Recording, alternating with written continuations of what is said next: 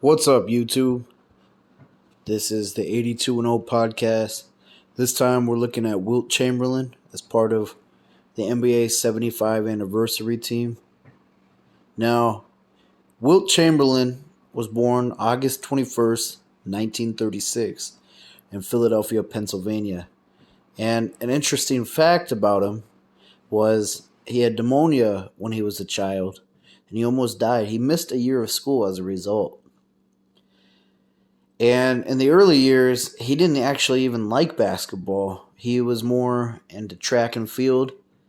He could jump. He was able to jump 6 feet 6 inches, and he ran a 440 yards in 49 seconds, and the 880 yards in 1 minute 58 seconds. So he was a very gifted athlete, and he did the long jump at 22 feet. He was a very gifted athlete. And because Chamberlain was very tall, this kind of inspired him to give basketball a try. By the age of 10, he was already 6 feet tall. And going into high school, where he went to Overbrook, his freshman year, he was 6 feet 11. And in high school, people always would refer to him as the Big Dipper. And a lot of people think this nickname is in reference to the constellation, but it's actually because he would always hit his head on ceilings, so he would have to take a big dip. That's how he got the name. People would call him Wilt the Stilt, Goliath. These were his nicknames in high school. Now, when he eventually started playing high school basketball, the name of his team were the Overbrook Panthers. He averaged 31 points a game during the 1953 high school season, and he led his team to a 71-62 win over the Northeast High School, who had Guy Rogers, who's a future NBA teammate of his.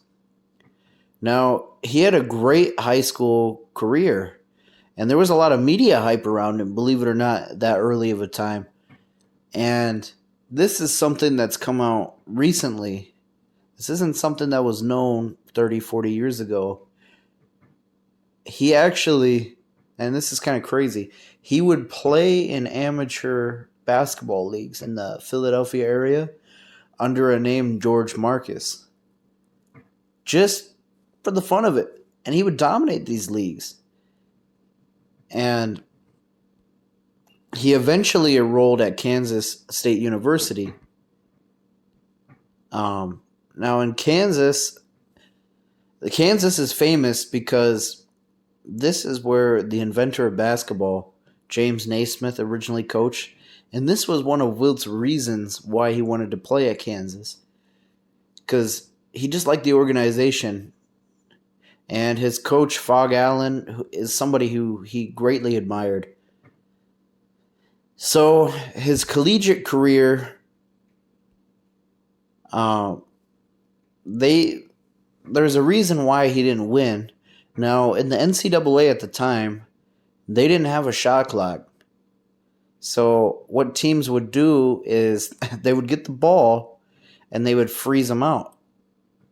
They would just be dribbling, keeping it from Wilt from scoring, because if Wilt got the ball, he was going to dominate. It was a for sure basket. So this is how they were able to win, and he was robbed of it. Now, he played his freshman, sophomore, and junior year, but he left Kansas because he didn't want to play in the college anymore.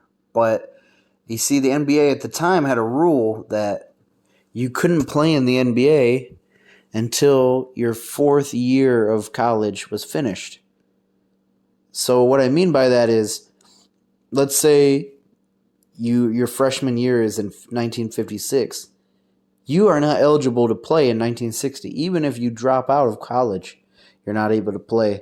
So what Wilt did is he just went straight to playing for the Harlem Globetrotters. And the Globetrotters at the time paid him $50,000, which is the equivalent today of $449,000. So he was making good money, and he had endorsements during the time. And he would travel the world with the Harlem Globetrotters. He went to Moscow in 1959, and he enjoyed his time in the Soviet Union. He had a lot of fun with his teammates there. And he's one of the most famous Globetrotters of all time. But he eventually declared for the draft, and he made his debut for the Philadelphia Warriors. And they gave him the NBA highest contract at the time. They gave him $30,000, which is the equivalent to $266,000 today. And to put that into comparison, the top earner before him was Bob Cousy, who made $25,000. And this is just unheard of money at the time. And they knew he was going to dominate. And in fact, in the 59-60 campaign, which was his rookie season, he won the MVP his very first year. He was a 23-year-old rookie, and he won MVP. Now, coming into this Warriors team, the Warriors historically at that time were a very successful franchise. 4 years prior to this, they won a championship with Neil Johnston. Now, Neil Johnston unfortunately had injuries and had to retire, so he had the supporting cast of Tom Gola, Paul Arizin. They were a good team for its time, but they weren't the Celtics. And he couldn't get it done in 1960, despite his efforts. In his rookie year, he put up, I believe it was 37.6 points, 27 rebounds, and he shot 46% from the field. Now, in that rookie year, they lost, I believe it was in the first round.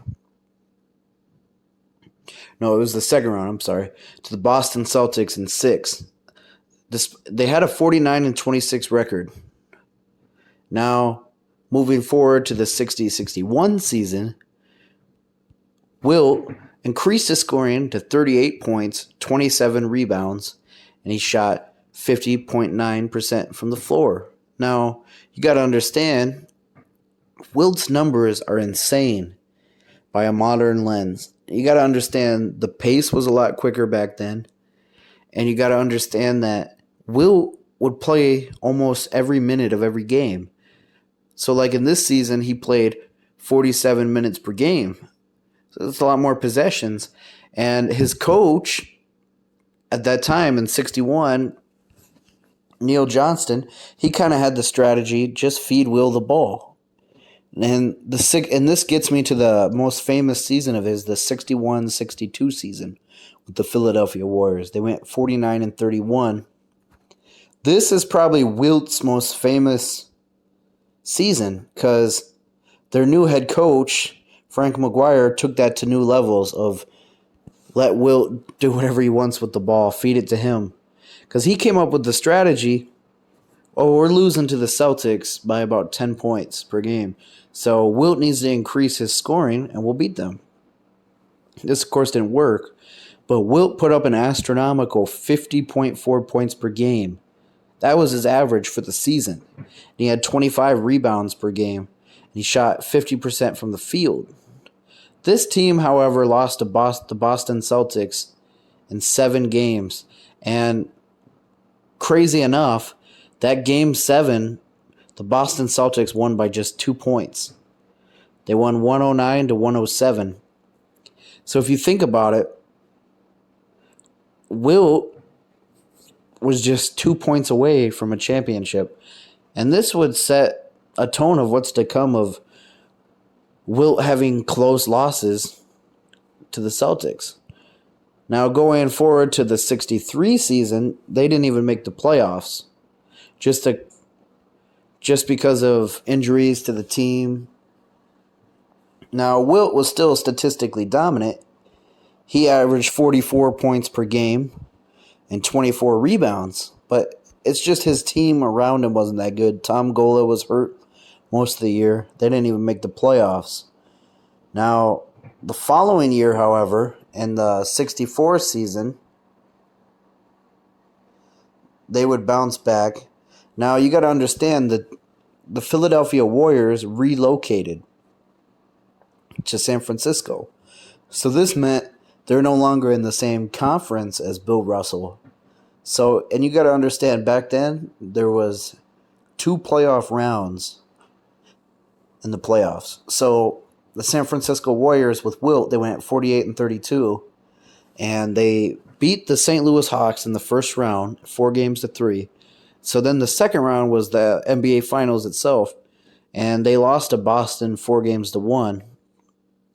Now this year, however, Wilt averaged 36 points per game, 22 rebounds, and 52% from the field. Now, the following year, he demanded a trade, and he got traded to Philadelphia. Now, like I said, they were the Philadelphia Warriors. They moved to San Francisco. But the Syracuse Nationals rebranded themselves as the Philadelphia 76ers.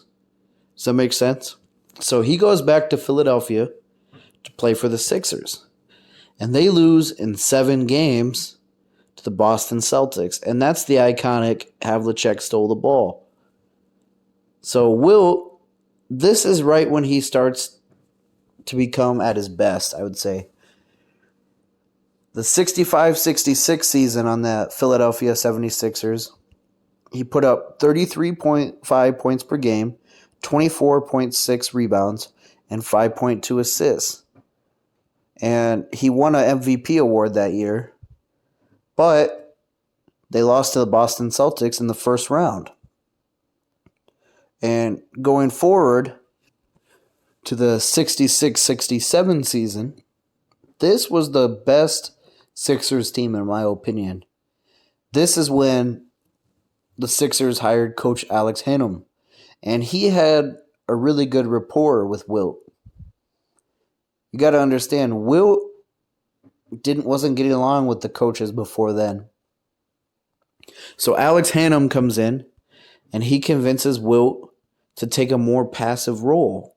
Quit trying to score so much.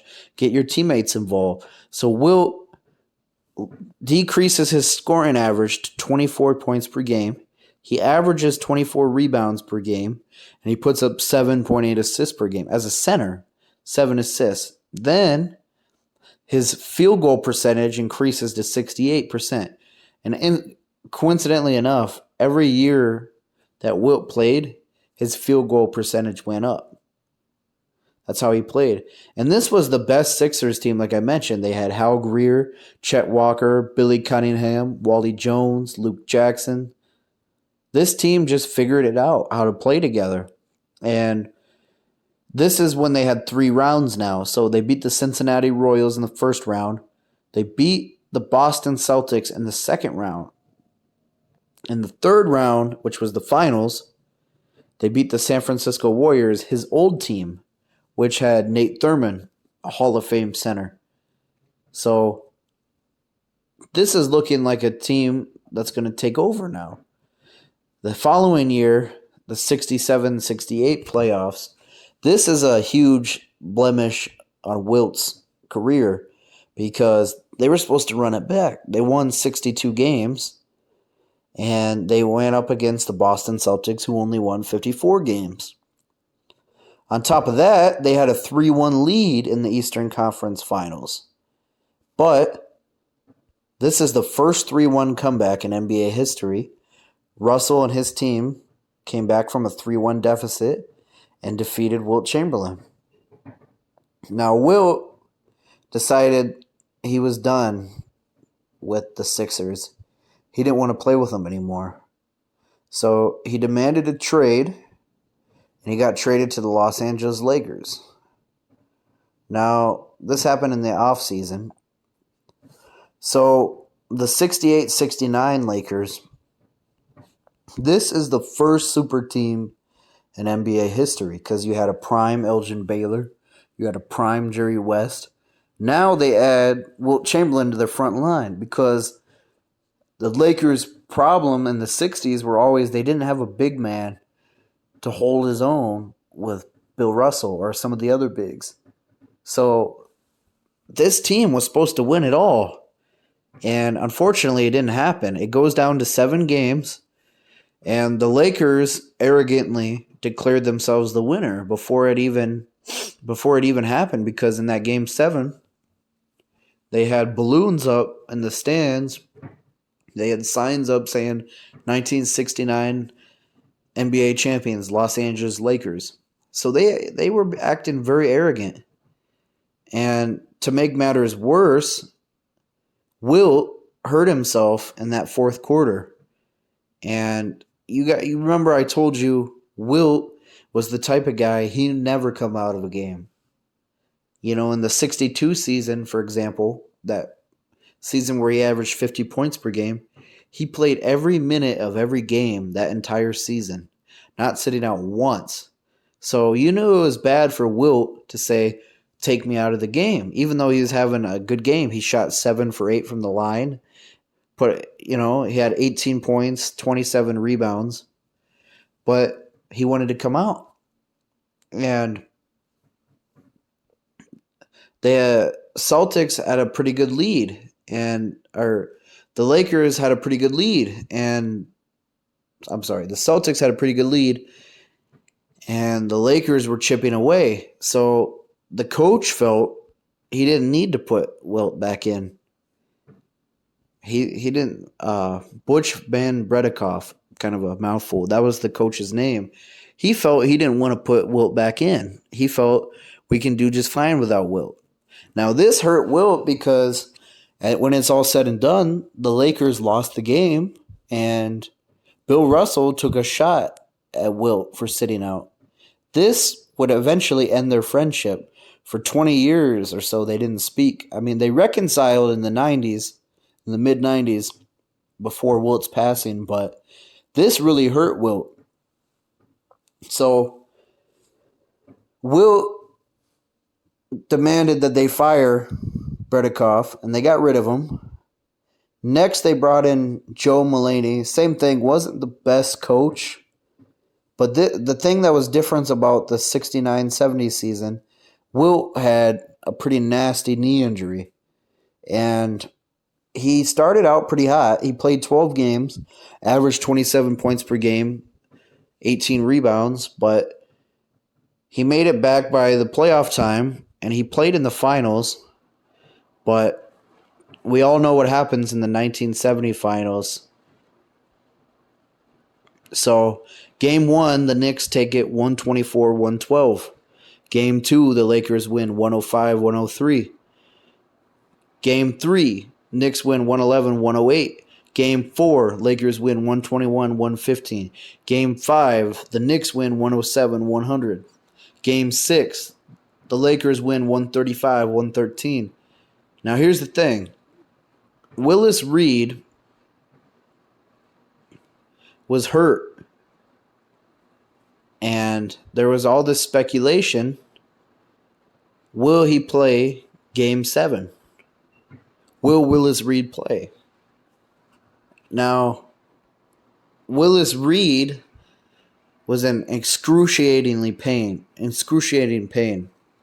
he took, I think it was cortisone, I'm not sure. He took like some injections for his pain. And he walked out on the court.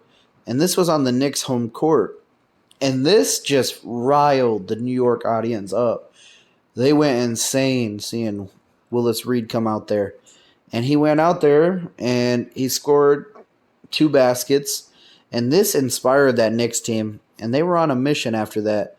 Walt Frazier had the best game of his life. He had 36 points, 7 rebounds, 19 assists. So the Knicks took the Lakers, unfortunately, at Wilt's expense. They won 113-99. So that's back-to-back finals losses for Wilt and 3 in a row finals losses for the Lakers overall. Now, the Lakers were starting to look washed. Wilt had that nasty knee injury. He didn't have his athletic jump that he had when he was younger. And Elgin Baylor was starting to age. Jerry West was now the leader of the team, but going into the 71 season, Wilt was 34, Jerry West was 32, Elgin Baylor was 36. And Elgin Baylor only played 2 games that whole season. So, to make matters worse, there was a new player in the league, Kareem Abdul-Jabbar, who's taken over. He's the new face of this league with Bill Russell gone. And like I said, you had the Knicks win with Willis Reed, so people weren't expecting this Lakers team to ever get a chip. And in the 71 season, they won 48 games, the Lakers. And in the Western Conference Finals, they were matched up with the Milwaukee Bucks, who had Kareem Abdul-Jabbar. And this is the best Bucks team. They won 66 games. Kareem was their MVP, and he was 23 years old. He was averaging 31 points per game, 16 rebounds, and 3 assists. So nobody was surprised when they beat the living crap out of the Lakers. They won 4 games to 1. Now, going in the 72 season, nobody expected this.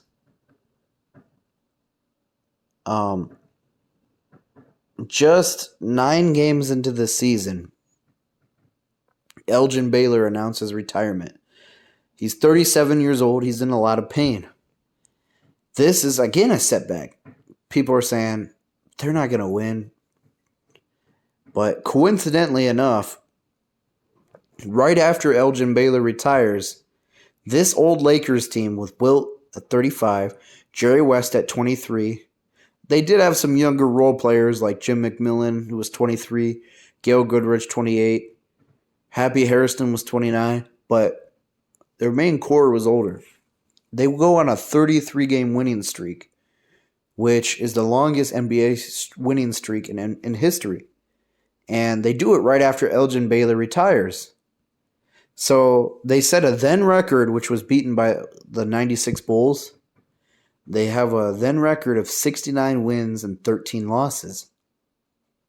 And second round, they're matched up with the Milwaukee Bucks, Kareem, and they beat him in 4 games to 2. Then they make it right going back to the finals where they're matched up with the Knicks. They win 4 games to 1. So they corrected 2 wrongs from their 2 previous years. And the following year, well, what should be said too is Bill Sharman's amazing coaching on this Lakers team. He implemented a lot of what he learned back on the Celtics, because Bill Sharman played for the Celtics teams in the 50s and the early part of the 60s. So he convinced Wilt, if you want to win, you have to play like Bill Russell. So if you remember earlier on, Wilt Chamberlain was averaging, like I said, 50 points per game, 44 points per game. Now on this Lakers team in 72, he just averaged 14 points per game. He did it on 64% shooting, which is insane. And he averaged 19 rebounds. And he played the best defense of his career. He said he's going to play like Bill Russell. So his job was just to guard the paint, throw outlet passes to their guards like Jerry West. Now, Jerry West and Gail Goodrich each put up 25 points per game. So that's what made this 72 Lakers team so efficient. Now, going into the 73 season, they had Bill Sharman as their coach. Same core of guys. They won 60 and 22. That was their record. They make it back to the finals against the Knicks. Unfortunately, they couldn't get it done this time. The Knicks win in 5 games. And unfortunately, it probably would have been better for Wilt to retire the year before and go out on top. But they lose to the Knicks in that 73. And this would be Wilt's final year in the NBA. And coincidentally, something a lot of people don't know, he originally intended to go to the ABA, which was a rival NBA league at the time. And he was going to play for the Conquistadors, the San Diego Conquistadors. And there was a legal battle that arose because he was still under contract to play with the Lakers. So what he decided was he can't technically play for the Conquistadors. So what he decided to do was coach for them. but it wasn't really his thing. He didn't like it, so he retired altogether after that 73-74 season. Now, Wilt is one of those people that it gets forgotten in time. Sometimes people write him off because of his era. They don't think he could play in any era. They don't think he could play today. And the thing that couldn't be further from the truth. He's one of the most athletically gifted human beings that's ever lived. Not even just basketball, just in period. He's said to have a 50-inch vertical. He's said to be able to bench over 500 pounds in his prime. And if you look up footage of him when he was older, because unfortunately he passed in 1999 prematurely at the age of 63. He died of heart failure, which I say prematurely because if you look at the shape he was in, he didn't look like a 63-year-old. He was just Goliath. He was Zeus. Muscle on top of muscle. Nobody expected him to die that young. It was a shocker. It's like when Kobe passed a few years ago. Nobody saw that coming. They're like, this is Wilt. He's going to live forever. But the reason I bring up his strength is if you look into this, all the stories about him, like his coaches, his teammates, people who worked out with him like Arnold Schwarzenegger, they all tell you he's the strongest human being they've ever seen. And I know there are people nowadays that want to refute that. They say it's myth. And that's up for you to decide because all the people that were around him, time and time again, confirm these stories. And in fact, in his 60s, he was said to be able to bench 460. That's documented. So what do you think he was able to lift in his prime and on those Lakers teams especially where he was just massive? So I'll leave it up to you to decide if it's myth or if it's true. But all the evidence points to him being the most athletically gifted NBA player in history. And he took advantage of that. He was a 7-time scoring champion. And in fact, when he retired, although it was broken by Kareem, he was the all-time scoring leader. And now I believe he is fourth, I want to say, or fifth. I think he's fifth. But he's a 4-time MVP. He was the Rookie of the Year in 1960, 10-time All-NBA, and he was a 2-time All-Defense, which he would have been more, but they didn't have all-defensive teams for most of his career. They didn't even keep track of blocks till the year after he retired. So, unfortunately, a lot of his stats you can't measure. But if you look at his advanced metrics, he was averaging, like, for example, in the 61-62 season, he had a 31.8 PER, which was a record until I think Giannis broke it 2 years ago, I want to say. And if you look at his final season with the Lakers, he averaged 72% field goal shooting, which was a record up until, I think, Mitchell Robinson on the Knicks a couple years ago. To put it lightly, one of Wilt's nicknames was the record book. He just holds so many NBA records that are unbeatable. And one of them I saved for last was March 1st, 1962. It was in Hershey, Pennsylvania. They were playing a game against the New York Knicks. Now, if you remember about that 62 season, when he averaged 50 points per game, this is a record that I don't believe will ever get broken. March 2nd, 1962. I'm sorry, I said March 1st. Wilt Chamberlain scores 100 points against the New York Knicks.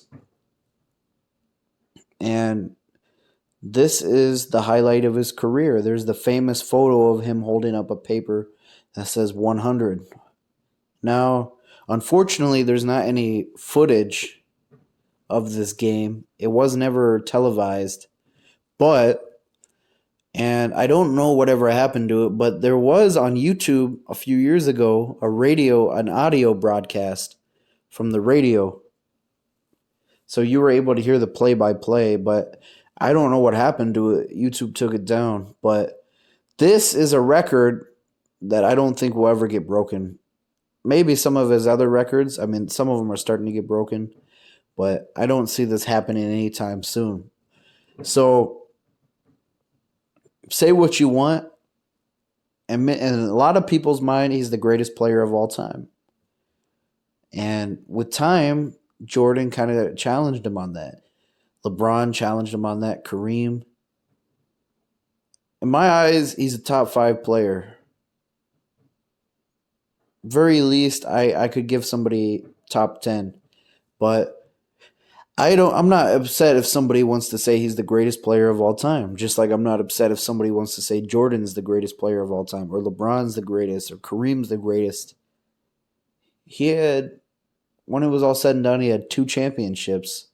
And that's something a lot of people criticize him for, because he didn't win as many as Russell. But you got to understand, during that time, there wasn't free agency. It's not like he could just, in the offseason, have someone come sign to his team. He had to work with what he had. And I'm not saying, because I think it's a wrong narrative where people say he had trash teams. He didn't. Like I said, he had the Lakers, he had the Sixers. They were good teams. Unfortunately, they couldn't get it done. He won 2 championships, though. Many people in his era didn't win any. So I'm going to say he's one of the greatest players of all time, one of the most athletically gifted players of all time. And he was cut down early, only 63. And with his health, he should have lived a lot longer. So rest in peace, Wilt Chamberlain. And that concludes this video.